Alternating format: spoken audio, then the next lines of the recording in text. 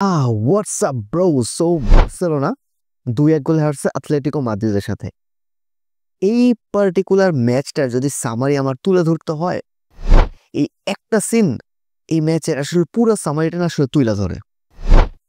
Lewandowski এরকম যে একটা সিটার মিস করছে, শুধু এইটা না, পুরো ম্যাচ জুড়ে বার্সেলোনা যেরকম চান্সেস মিস করে গেছে, এরপর আপনি কিভাবে আশা করেন একটা দল একটা ম্যাচ থেকে 3 পয়েন্ট নিয়ে আসবে, তাও আবার এমন একটা দলের সাথে যে কিনা আপনার সাথে লিগ ক্যান্ডিডেট আর কি, সে লিগের টাইটেলের জন্য ফাইট দিচ্ছে, এরকম একটা দলের এগেনস্টে আপনি এত চান্স মিস করে কিভাবে আসলে 3 পয়েন্ট আশা করেন, সেটা আসলে বোকামি। তো যাই হোক, বার্সেলোনা শেষ মিনিটে গোল কনসিড করে ম্যাচটা হেরে গেছে। দীর্ঘ 18 বছর পর কিন্তু বার্সেলোনার হোমে জয়ের দেখা পেল আতলেটিকো মাদ্রিদ। এখন এই ম্যাচটা নিয়ে যদি আমরা কথা বলি, ফার্স্ট অফ অল কিছু ফেজে ফেজে ভাগ করে কথাটা বলতে হবে।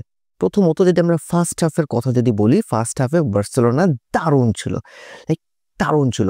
এই ম্যাচটা বার্সেলোনার জন্য কেন বেশি উইনটা আসলে দরকার ছিল, কারণ এই সিজনের one of the best performing match ছিল এটা বার্সেলোনার পার্সপেক্টিভ থেকে যদি আমি চিন্তা করি। সো একটা উইন না মোরালি একটা বুস্ট আপ দিতে পারতো। তো ফার্স্ট হাফের কথা যদি আমি বলি, সেক্ষেত্রে আতলেটিকো মাদ্রিদের পয়েন্ট অফ ভিউ থেকে কিচ্ছু তারা করেনি। তাদের অ্যাপ্রোচ দেখে আসলে মনে হচ্ছিল যে এই ম্যাচ থেকে তারা 1 পয়েন্ট পাইলেই তাদের জন্য তারা এনাফ, এবং এটাতেই তারা বোধহয় খুশি। বাট ফার্স্ট হাফে যখন পেদ্রি দারুণ একটা গোল দেয়, ভাই এই যে গোলটা দেখতেছেন, এরকম যখন ন্যারো ডিফেন্স লাইন থাকে, যখন আপনার দুইটা ডিফেন্সিভ লাইনের মাঝখানে স্পেস কম থাকে, কুইক টাচেস করে আপনার সেই স্পেসটাকে জেনারেট করতে হবে, এবং পেদ্রি দেখাইছে সেটা কিভাবে করতে হয়, এবং সে সুন্দর একটা ফিনিশ দিছে। এই ম্যাচটা পেদ্রির জন্য ছিল দারুণ একটা ম্যাচ ভাই, ইন্ডিভিজুয়ালি পেদ্রির ক্ষেত্রে দারুণ একটা ম্যাচ। সে এই ম্যাচে অ্যাটলিস্ট 3টা অ্যাসিস্ট ডিজার্ভ করতো। সে যেরকম ভাবে ক্রিয়েটিভিটি দেখাইছে, ডেলিভার করে গেছে পেদ্রি, সেখান থেকে 3টা অ্যাসিস্ট আমার কাছে মনে হয় হয়ে যায়। সো ফার্স্ট হাফের কথা যদি বলি, বার্সেলোনা সেখানে দারুণ ছিল। এখন সেকেন্ড হাফে ব্যাপারটা কোথায় ঘুরে আসে, এখন আতলেটিকো মাদ্রিদ ফার্স্ট হাফে যে জিনিসটা করে, তারা ফার্স্ট হাফে বার্সেলোনার সাথে তাদের প্রেসিং স্টাইলটা ছিল কেমন, তারা বার্সেলোনার কোনো একটা প্লেয়ার যখন সামনে ছিল, তারা প্লেয়ারটার পেছনে অবস্থান নিত, ইউজুয়ালি সে যাতে টার্ন করে ফরওয়ার্ড মুভমেন্ট না নিতে পারে, সেটা তাদের টার্গেট ছিল। সো দ্যাটস ওয়াই বার্সেলোনা বল নিয়ে আবার পেছনে ফেরত যায়। সো এই টার্গেটটা তাদের ছিল।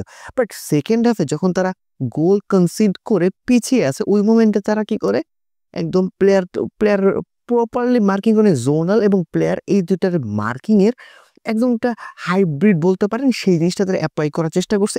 এবং এই জিনিসটা অ্যাপ্লাই কেন করছে, কারণ হচ্ছে যদি তারা একটা পারফেক্ট মোমেন্টে বল উইন করতে পারে, সেখানে কিন্তু অন দ্য ব্রেকে তারা অ্যাটাক প্রডিউস করতে পারবে, এবং তাদের অ্যাটাকটা না আসলে শুরুই হয় সেকেন্ড হাফের পর থেকে। অ্যান্ড সেকেন্ড হাফের পর থেকে মনে হয়েছে না আতলেটিকো মাদ্রিদ কিছু একটা অফেন্সিভ প্ল্যান করে নামছে। ফার্স্ট হাফে যদি হিরো হয়ে থাকে পেদ্রি, তবে সেকেন্ড হাফের হিরো হবে অবভিয়াসলি ওব্লাক ভাই। সেকেন্ড হাফে সে এতগুলা সেভ দিছে, অবভিয়াসলি সেখানে বার্সেলোনার প্লেয়ারদেরও আসলে দোষ বলতে হবে, তারা সেই ফিনিশিংগুলো আসলে করে আসতে পারেনি। এখানে আসলে প্লেয়ারদের দোষটা দেখাটাই মনে হয় সব থেকে বেশি কাম্য হবে। তো যাই হোক, একটা ম্যাচ, আরও একটা ম্যাচ যেটাতে বার্সেলোনা এগিয়ে ছিল 2.5-এর বেশি, এবং সেখানেও বার্সেলোনা স্কোরিং ব্যর্থ।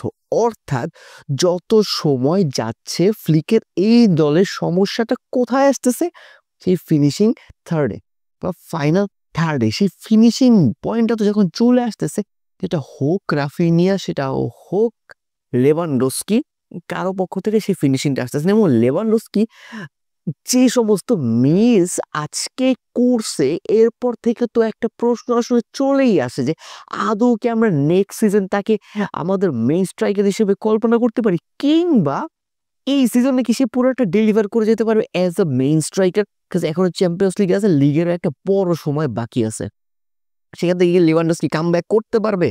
সো অনেক কিছু দেখার আছে। এত পরিমাণ চান্স আসলে কনভার্ট করাটা আপনার জন্য ফরজ ভাই, মানে আপনি অ্যাটলিস্ট 50% কনভার্ট করেন। যে পরিমাণ কোয়ালিটি অফ চান্সেস আসতেছে, সেই অনুযায়ী তো আপনি মানে আশা করতেই পারেন এগুলো গোল হোক, তাই না? সো বার্সেলোনার পয়েন্ট অফ ভিউ থেকে যদি আমি বলি, আমার কাছে মনে হচ্ছে আপনি যদি বার্সেলোনার অন এভারেজ পজিশনটা দেখেন, সেক্ষেত্রে দেখবেন যে বার্সেলোনা বেশি যে পকেট স্পেসগুলোতে বেশি অপারেট করার চেষ্টা করছে রাইট ফ্ল্যাঙ্ক থেকে। আমার কাছে মনে হচ্ছে সেখান থেকে কুন্দে অপারেট করার চেষ্টা করছে, বাট যখন বলটা লেফট ফ্ল্যাঙ্কে ছিল ওই মোমেন্টে পিচটাকে ড্র্যাগ করে গেছে হচ্ছে রাফিনিয়া, এবং সেক্ষেত্রে ডিফেন্সিভ সাপোর্টটা প্রোভাইড করছে হচ্ছে কুন্দে। এবং লেফট হ্যান্ড ফ্ল্যাঙ্ক থেকে আমরা জানি যে আজকে বার্সেলোনা 4 জন মিডফিল্ডার নিয়ে নামছে, অবভিয়াসলি সেখানে লেফট ফ্ল্যাঙ্কটা অপারেট করার দায়িত্বে ছিল বালে।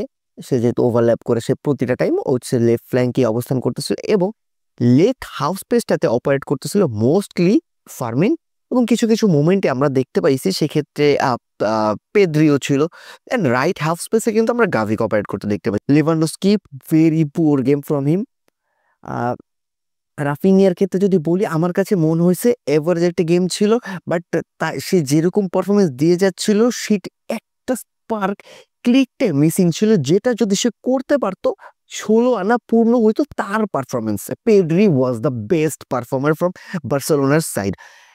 গাভি আমার কাছে মনে হচ্ছে গাভি ভালো ছিল। গাভি অ্যান্ড পেদ্রি ভাই, এই বন্ডিংটা সবাই দেখার অপেক্ষা করতেছিলাম, এবং সেই জিনিসটা আমরা অনেক দিন পরে দেখতে পাইছি। সো কাসাডার কথা যদি বলি, আমার কাছে মনে হচ্ছে হি ওয়াজ ওকে টু, ভালো পারফরমেন্স দিচ্ছে, খারাপ না।